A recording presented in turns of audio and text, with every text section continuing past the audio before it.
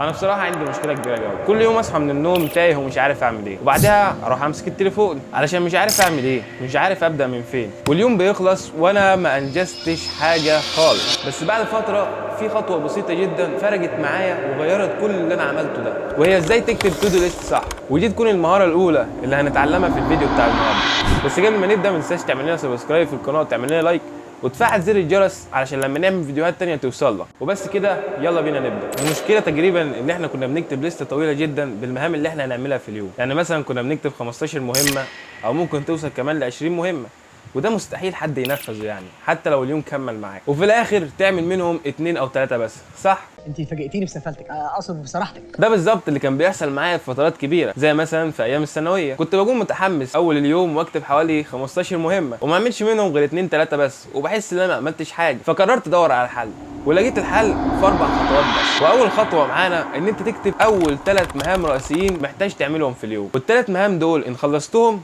يعتبر كده انت عديت يا معلم. يعني اسال نفسك ايه اكتر حاجه هتاثر عليا النهارده لو خلصتها، وابدا اشتغل عليها. تاني حاجة هتعملها وهي المهام الصغيرة، يعني بعد ما تكتب أول 3 أولويات أنت محتاج تعملهم وتبدأ تنفذهم وتخلصهم، يعني بعد ما تخلصهم يعني ما تجيش ما تخلصهمش وتدخل على المهام الصغيره، لا، يعني بعد ما تخلص ال3 مهام الكبيره اللي انت كتبتهم هتخش بقى على المهام الصغيره. خلص المهام الكبيره الاول، تعتبر ان انت كده انجزت معظم اليوم بتاعك، وادخل على المهام الصغيره.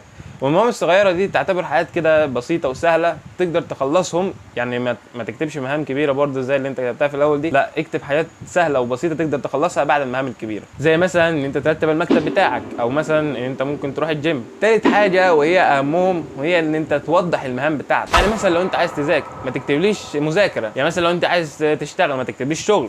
لازم تكتب اهم حاجات تعملها في المذاكره دي، ما تسيبش عقلك يتشتت. يعني مثلا لو انت كتبت مذاكره، طب ما انت عقلك كده اتشتت، هتذاكر ايه ولا ايه، وفي الاخر مش هتذاكر حاجه. اضحكتني يا رجل. اكتب اهم حاجه هتعملها في المذاكره دي، او اهم حاجه في الشغل انت عايز تعمله، زي مثلا ان انت تقول عايز اراجع درسين رياضه مثلا، او عايز اذاكر فصل كذا. انت كده حددت، يعني عقلك عارف هو داخل على ايه، يعني مش سايب عقلك مشتت اللي هو مثلا يروح يذاكر فصل من ماده كذا وفصل تاني من ماده كذا، لا، حدد انت عايز تعمل ايه، وبعد ما تخلص ابدا اشتغل عليه. رابع حاجه ان انت تحط وقت تجريبي لكل مهمه انت عايز تعملها. يعني مثلا مذاكره درس كيمياء مثلا من 9 ل 10، ومن 10 ل 12 اذاكر الدرس اللي بعده، ومن 12 لكذا اروح مثلا الجيم، فاهم؟ يعني ظبط يومك. يعني مثلا انت قلت مثلا اذاكر الدرس العربي ده من 9 ل 12 او من 9 ل 11، فانت كده عقلك خلاص هيبدا يركز في الفتره دي اللي هو من 9 ل 11، فكده عقلك ما اتشتت وانت تقدر تركز اكتر. طيب خليني كده اوريكم مثال بسيط ازاي تكتب تو دو ليست صح.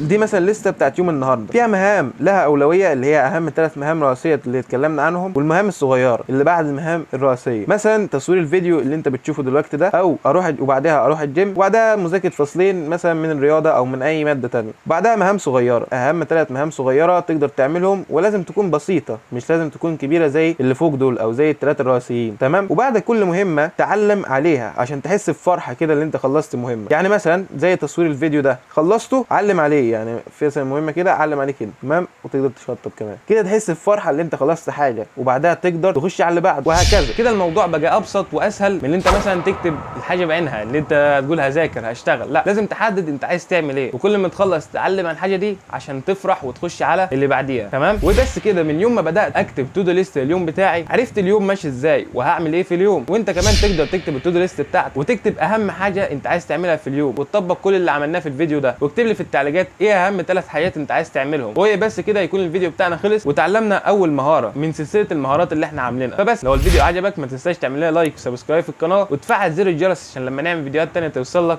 الفيديوهات دي. وبس كده، سلام.